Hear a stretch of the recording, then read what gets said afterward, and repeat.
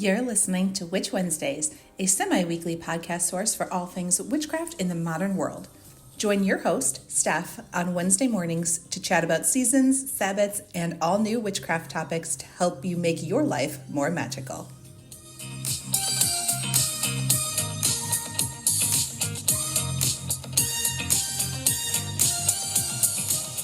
Welcome back to Witch Wednesdays.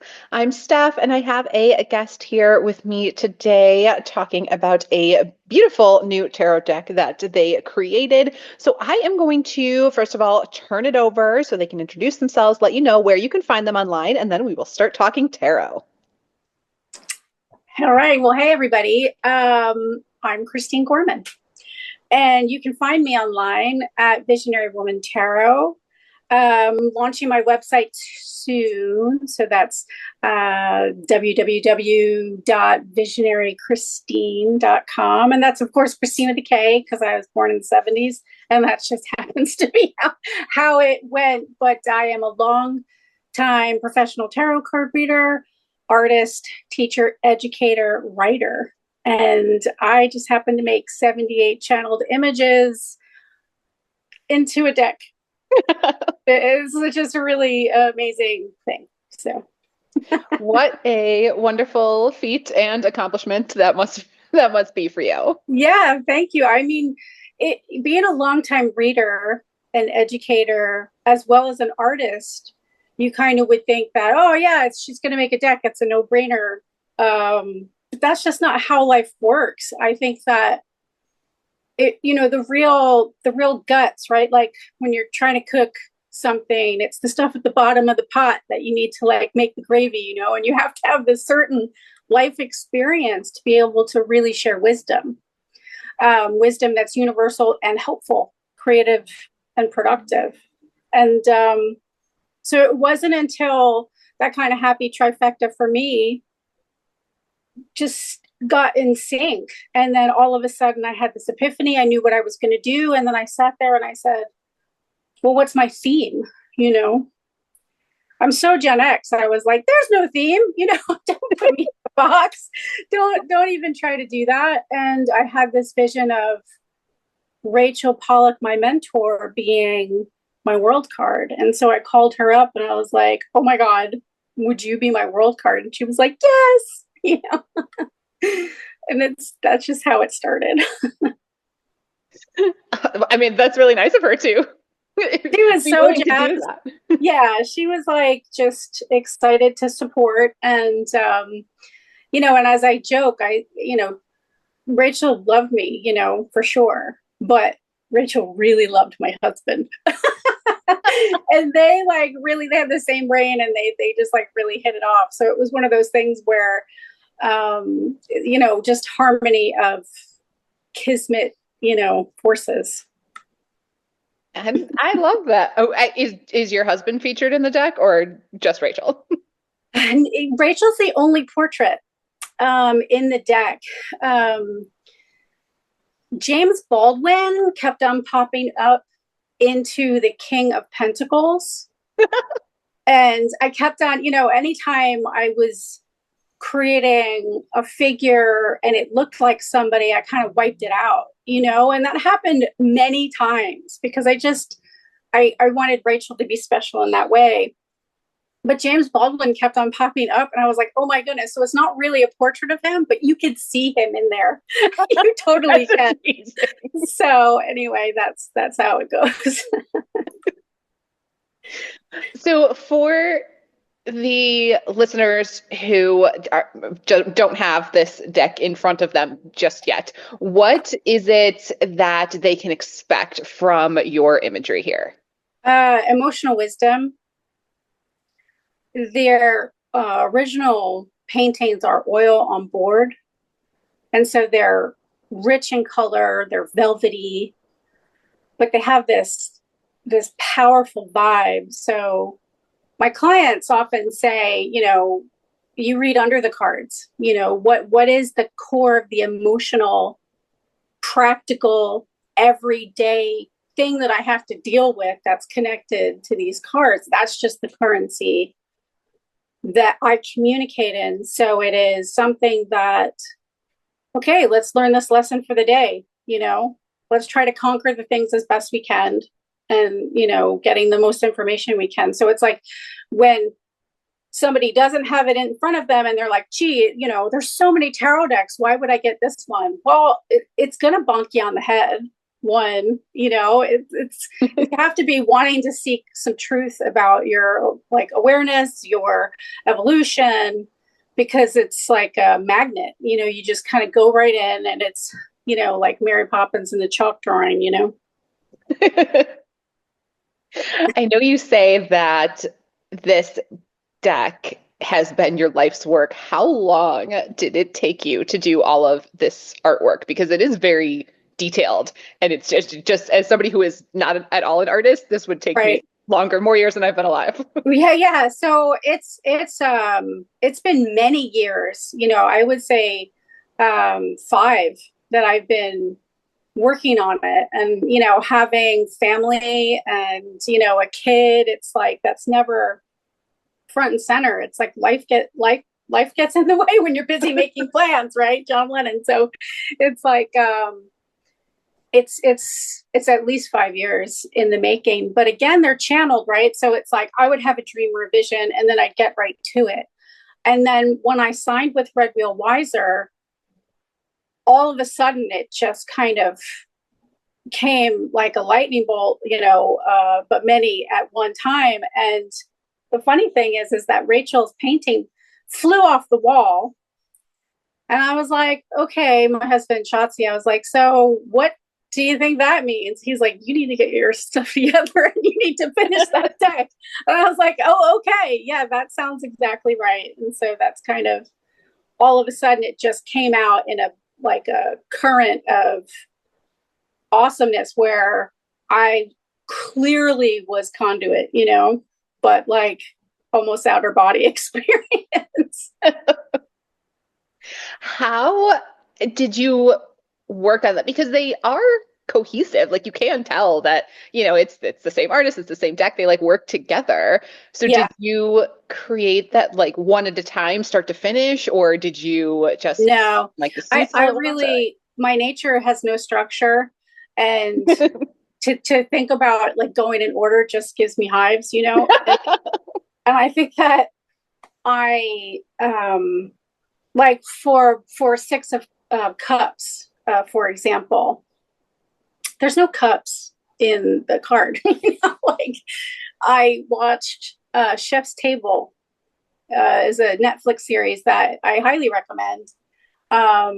In the first season, there's the chef Massimo, and he has ADD or ADHD or something like that. And he was talking about when he was a boy, he had 2 older brothers that were constantly chasing him around, and his safe place, the reason that he became a chef was because he hid under the table when his grandma would make tortellini. And that was his harmony. And so I'm attracted to that kind of harmony. And so I see this program and I'm like, that's my 6 of cups, when we find our happy space where we can actually relax, that means something, and to kind of pay attention to that. And sometimes that brings us all the way back to when we were kids, and we try to make the effort to kind of recreate that in some way, and knowing that you're connected in that way, or that's your ideal environment, informs so much of your choices, every minute. So yeah. Did I answer your question? You did answer my question. Did you just do these all in order? But obviously, I went right into the card, and then I completely lost my place. It's hysterical. It's so perfect. I mean, I'm such a creative, intuitive kind of being that, again, without structure. So it's stay on focus, Kristine. What's happening? I can follow. Just, what's that? Squirrel kind of thing, but not always. You have always been an artist. So did art come first and then tarot, or was tarot involved in your life just as long? No, not at all. I seem to be able to blurt things out, probably quite disruptively as a child. It's like, it's not a friend maker, you know what I'm saying?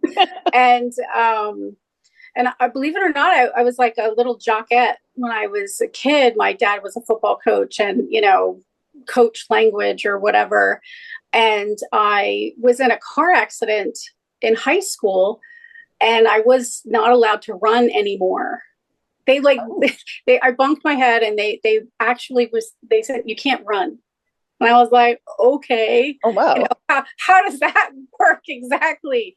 And I found my art, my creative expression. And so it was kind of like, one, the universe bonking me, and then me finding my path through that. And in the guidebook, I write about the healer equation, which is and I don't know why my metaphor is always laundry, but this is just how it works. This idea that we have to go through our own washer and dryer sometimes, and it's brutal. And we realize that we're healers. And, if you would have asked me a long time ago, oh, are you this intuitive, healing, creative person being? I'd be like, what? I was just called Morticia in high school. And, but then we respond by kind of opening ourselves up that way. And so that art has always been with me since that point. And tarot cards, not for, I don't know, maybe 30 years ago. Oh, okay. Yeah. So, my husband likes to say that he's the reason that he put a tarot deck in my hand and he said, try this, Really? Yeah. Because I would just say stuff and I'd see stuff and it didn't have any anchor. And tarot was the perfect anchor and tool for me to be able to communicate what I saw in a way that people could process, and use in a practical way, So your intuition and psychic powers were developed before, and tarot gave you kind of a way to. Yeah, but it's all been raw, so, which it continues to be to this day, so self-taught and raw and all of those things. Tarot, gave me a structure that I could myself process, because it was so difficult to be a student that, hey, I'm really smart, but structure just in that specific school structure just didn't work for me. So immediately reading about tarot, oh my gosh, it just fell into my ears. I just absorbed it like, vitamin E. It was like really wonderful. And Rachel Pollack just happened to be the books, the words that just fell in my ears. And so I was living in Warwick, New York at the time, and she was just like 2 hours north. So, I was like, oh my God, she's doing this tarot stuff. Like, I'm going, so that's how we met. That's amazing. I love hearing that, because it's sort of the opposite of what I did. Like, tarot helped me develop my intuition and more psychic abilities. I had them in the first place, but I don't think I ever really paid attention or worked on it. And so it was more the structure of tarot helped me make those even better, stronger abilities that I had that I don't think that I started with. So it's kind of opposite, that you started with those really strong abilities and then found a way to make them make sense. Yeah, because if you're either pissing people off or by accident just blurting stuff out, it's not really helpful. It's not really constructive. It's it's a boundary thing, right? And I'm pretty much okay, unless I'm wild and drinking, I pretty much keep my psychic stuff in my back pocket. I'm not walking up to strangers or anything. Hey, I have this thing. It's hey, if you ask me, and we have a relationship, and this is an agreement that I'm going to go look for you, then I'll tell you what I see, kind of thing. And so I love the different ways that people come to their own gifts or tarot at all. And I think that the fascinating thing about right now is that not that it was bad that everybody was a Rider-Waite-Smith, anchor or Thoth or, but it's like now, like the kids, they don't necessarily even are aware of that. So they can look at any deck and kind of want it to talk to them. They don't need, I feel like traditional study is so vital, which I did as much as it was a struggle for me, because you want to know whose shoulders you stand on, who was there when it wasn't cool kind of thing. But at the same time, I think that we have so much rich imagery to kind of give us our message. Yeah, absolutely. And I think understanding, or at least like knowing a little bit about the structure of the Rider-Waite helps it like make sense when you pick up a completely different deck. But for me, the Rider-Waite imagery just that never resonated with me. It's not, I just don't think it's pretty to look at, and I want it to be pretty to look at. And obviously, you know what that's like as I do. I have a lot of friends that were like, that just didn't talk to me. And so they're either Crowley lovers or Marseille or, even playing cards. And it's like, I kind of tell people, traditions are so important, and, flying somebody's flag specifically is not necessary, but understanding the history of it it really contributes to your own work. And I think that, if the deck talks to you, if that's your language, then embrace that, absolutely. So for your deck, would you say then that it is appropriate for tarot readers of all skill levels? Do you have to like already know what you're doing, or can like a beginner pick this one up and understand? A beginner can pick this up, absolutely, because I think that it catapults you into your own abilities. Like you have to process what in the world does that even mean? Like you're just going to look at it like, so just for example, since I got my author copy, I've been reading for myself, and it's kicking my ass, like I'm like, whoa, it's like talking to me as much as I'm not managing that. So for it to work for me, and I created it, I'm like, okay, people are going to open this and they're just going to get their answers. It's just going to be like, it's unbelievable. I mean, there is it's this energy, but it's like, it's just shooting through again. It's just information that needs to come out. I'm just one of the ways that it did, so it's like in my guidebook, I'm like, okay, this is not a 101, right? So it's like, if you're looking for 101, there are so many great books I can recommend. This is from my experiences, which happen to be personal and universal, because it's all about our path and evolution and awareness and this acceptance of what is our responsibility anyway for us to learn our lessons, and how can we get there, especially when we don't see, we're not even aware of it. Like, how do you, kind of go through your own ceiling, and you got to knock on the door a little bit too, So this will help you knock for sure. I love that your deck is calling you out. And oh God, I created you, little one. Wait a minute. Yeah, I mean, being a mom, like teenagers being possessed and all of that, but it's like it's not exactly like that, because it's like I'm actually asking the questions for the truth. And it's like, oh, here it is. It's like really easy. And I'm like, oh, damn. I'm like, okay.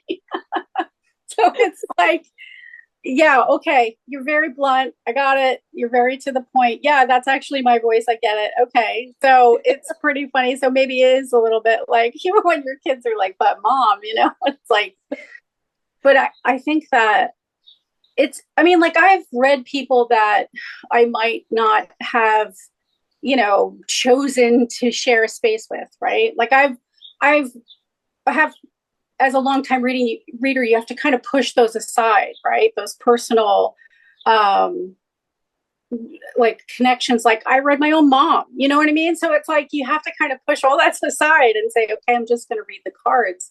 And so that's kind of just how I do things anyway. But to sit there and not have to manage the stuff that's popping off those cards, it's like, wow, okay. It leaves me kind of quiet, you know? I appreciate sometimes when the cards are so obvious like that. And I'm like, wow, I don't even have to work to try to, Yeah, realize what they're saying or read like what's going on in this situation. Like you're very, very obvious about it. And then sometimes I'm like, can we be gentle? Can we yeah, hold my hand? I want to cry. yeah, just a little bit slower, please. And I think that what I also encourage is that sometimes people rely on the academic side of things to be able to direct them which way to go or what it means. And, right off the bat, I encourage people to say, well, what do you see and how do you feel? And what does it make you think of? Because that's where, the information soup is in your head. And it's like, that's where you're going to get your higher self. That's where you're going to get the answers you're looking for. I feel like I've been doing this a long time and I just don't, as you get older, you just kind of go, I don't want to waste my time anymore. I need it to be efficient. I need it to be maybe not always soft, but I need it to be clear, give it to me straight kind of thing. I got stuff to do, Oh, absolutely. And I love that your deck allows for that, but also allows for that interpretation because it really is, your artwork. So it's like going to an art gallery and standing in front of a painting and figuring out what that means to you without the artist there to tell you what it is. You're just making it, work for yourself. And that really comes across in the cards as well. It is each one obviously is like looking at a painting. That's where it came from. Well, I got the best compliment, I feel like, from my editor, Judica at Red Wheel. And she said that reading the guidebook, she said, I hear your voice. This is how you talk. It's very clear. And I just was kind of struck by that, how wonderful she must read so many things. And to just not have it sound like everybody else's. That's just how I roll anyway, but it was really nice to kind of say, well, yeah, these things that some of my definitions have nothing to do with anything that anybody's ever said before. And it's like, well, okay, that's going to be helpful for you, even if you're go to another deck. Maybe you'll learn something from this deck, which will help your own definitions, your relationship to the cards, your relationship with yourself. Maybe this will help you tune in better to the voice that's actually the helpful one, not the critic, not the, conditioning, it's like we have to turn the volume down to all those other voices and kind of say what's actually going to help me right now, Exactly. And I think that's really helpful like you said, the guidebook absolutely reads in your voice. It's like having a conversation with a friend. It does not read very like textbook. Like Rider-Waite ones can read very textbook. Like I'm learning information and then maybe my own voice gets tuned out there a little bit because Sure. I feel like I'm studying and your guidebook does not feel that way. It feels like having a conversation with a friend. So it's like picking and choosing, the things that are resonating at that moment. Thanks. I have a lot of clients that are, really well-known artists that paint perfectly, and they're like big wigs in big cities and around the world. And they would come to me not really finding their way back to play again. They would like just always paint perfectly, and it would just really frustrate them to lose that part of that connection for oneself. And I think that when we keep things fluid, of course, open to fun and having, choosing that to be the currency in how we receive information to play and not have to associate it with something specific all the time. Sometimes I see cards that I've been using forever. I see something new because that's what I'm there to do,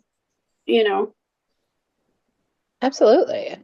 And I like that. And you have that little bit of fun spirit come through in the cards as well. There's a couple of there's the one in the guidebook, the Six of Wands, where you're like the magical koi fish of success. I was like, this makes me so happy. Yeah. Just like reading those words, and then like it's literally a koi fish on the deck. I was like, this card just makes me happy to look at it.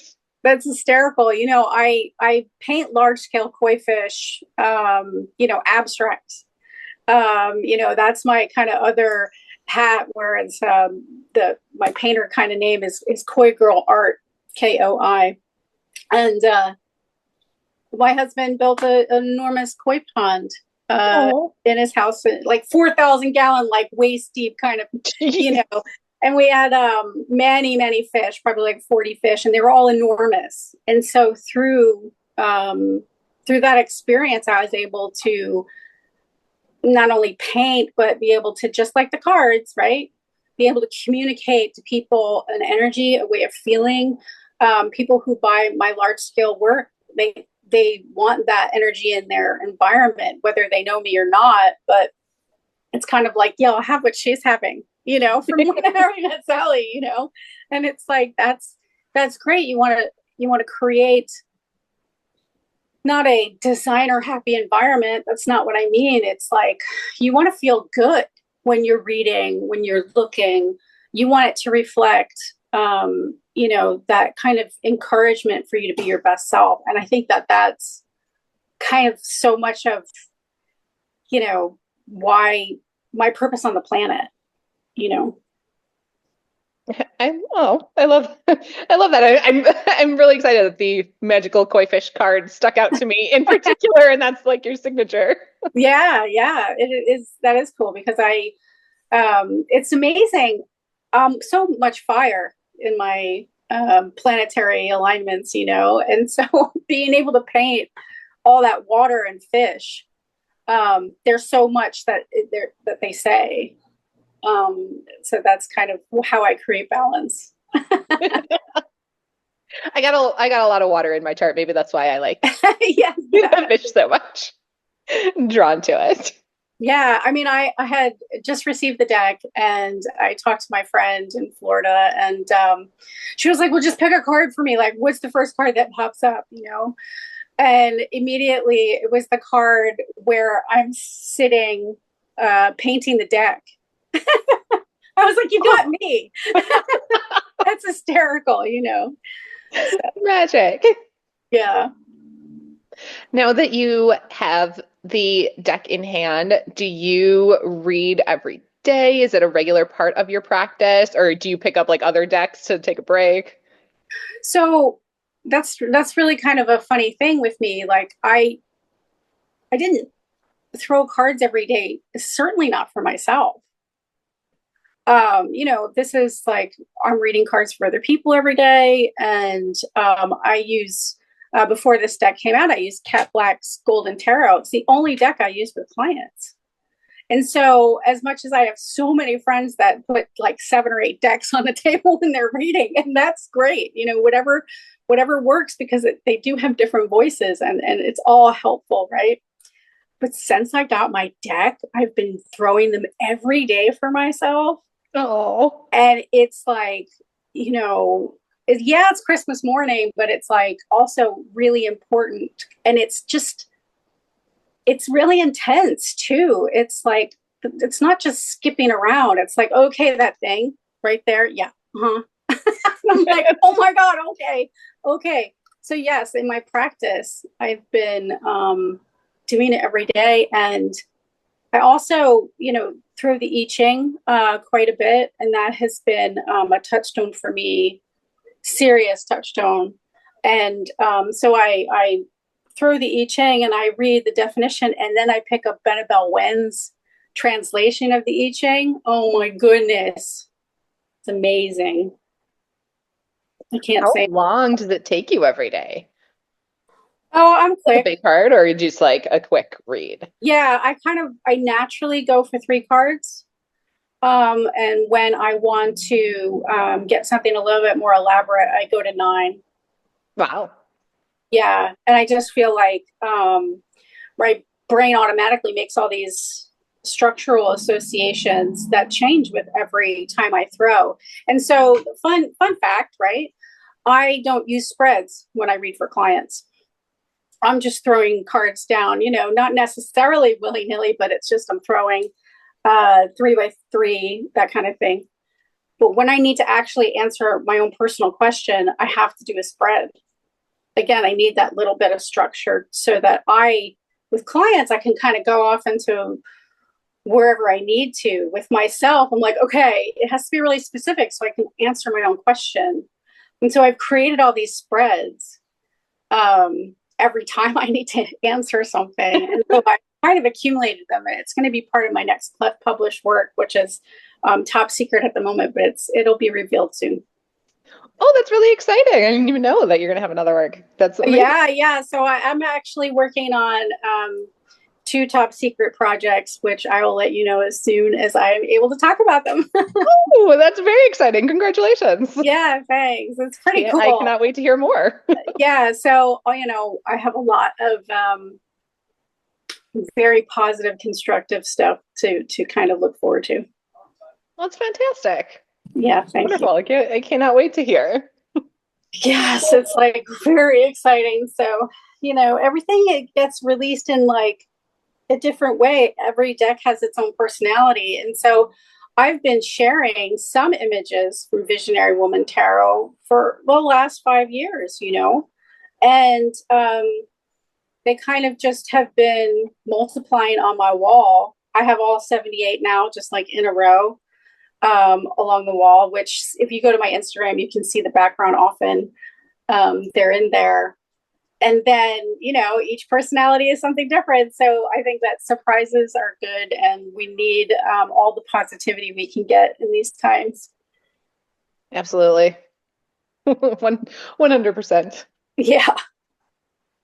Before we wrap up, I would love to ask if you have any last advice that you would like to give to beginners who are just starting out with tarot reading, maybe aren't comfortable yet with tarot cards, or not comfortable with appreciating art in general or understanding art in general. And this might be like their first really artistic deck. Yeah. So I do a tarot meetup on First Fridays in my hometown, and I get a lot of folks that are just peeking in for the first time, and kind of what advice do I give them? If they are interested in tarot to begin with, I always encourage them to create their own book of definitions. You get a 5-subject notebook that you can pick up at, any drugstore, or Staples or something, and you just write every card down, you break it down into suits, and then your experiences through life, you add to it, which means that is your own dictionary, really, your own grimoire. And that develops your relationship. But if you don't really know about tarot and how would I help, I kind of encourage this idea of just knowing what the elders did. What did they do even? What are my options? And also to encourage this and accepting that being a student is a wonderful thing. It's like you're not going to work at it for 2 months and be a master. It's just not how it goes. It's like, I encourage people to go where the information falls in their ears, to go where the give is. It's like all of a sudden you lean into where it's easy. And of course it's nourishing, right? It's like something that's going to make you feel less than yourself. You completely have to have the strength to ignore it, to push it aside. I think that there's many divination tools to people's natures, right? So it doesn't have to be tarot, but if you are embarking on this path and you're like really committed to learn your lessons, right, of how what we have to do in this lifetime, you got to mess around and find out, in a way that empowers you. It doesn't negate or hate or anything like that, That is excellent advice and excellent words to end on. So, thank you so much, Kristine, for being here today and for chatting all about tarot and your art process and the deck itself. It is going to be a really great resource for a lot of people. And you can definitely tell how much work and love you put into it, for sure. Thank you. Thanks. And congratulations on your upcoming projects. I cannot wait to see more from you. I will keep you posted. Listeners, as always, I will have everything linked below and in the show notes over at witchwednesdays.com, so you can find the Visionary Woman Tarot deck and find all of Kristine's information online. I will have everything shared and linked below. And that is everything that I have for you all this week. I will see you next week.